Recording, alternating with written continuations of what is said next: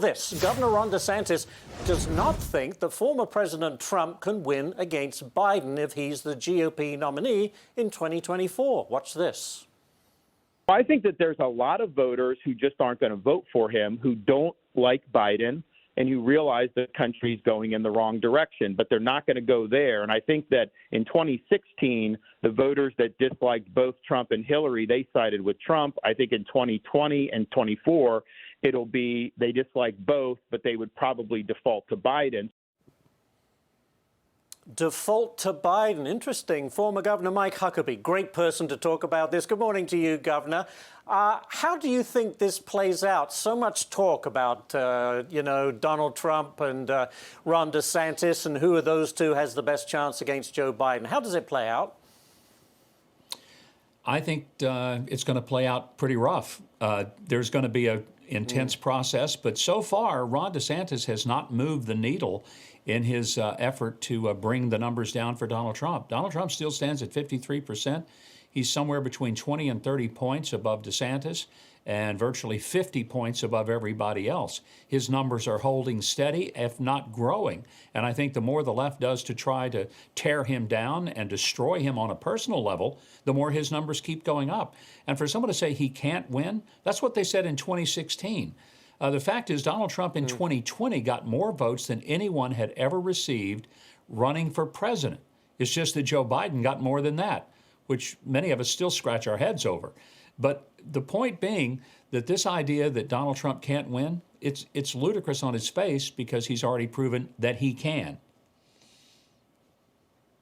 Well, I'm going to switch subjects for you. Talk from politics to this story, Governor. 2021 tax documents show that Target donated to a woke group called the NDN Collective. It's a nonprofit that called, among other things, to shut down Mount Rushmore because it's, quote, a symbol of white supremacy.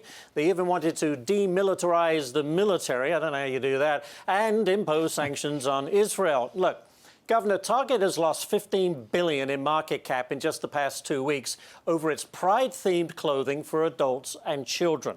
Do you think they'll get the hint? Do they do an about-face like Bud Light? Because they seem to be doubling down. Yeah, I don't think they get it. I think their CEO is still as dumb as a bag of rocks. I don't think that they have any clue as to what they're doing to their customers. Customers are ditching them. My daughter-in-law is a great example. She used to be a very faithful Target shopper. Not anymore.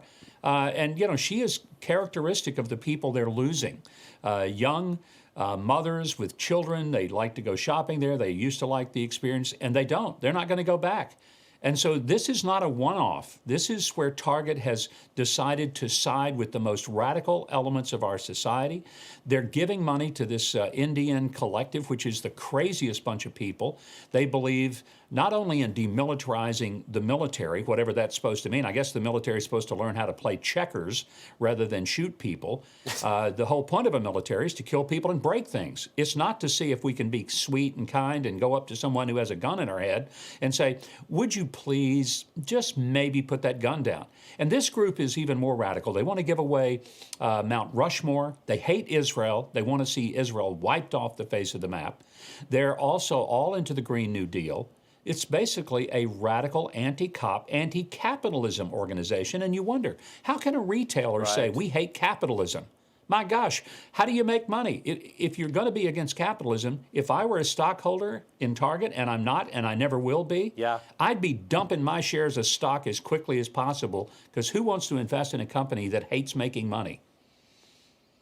Yeah, and that's exactly what's been happening. Governor Huckabee, as always, thanks for joining us. Always appreciate it.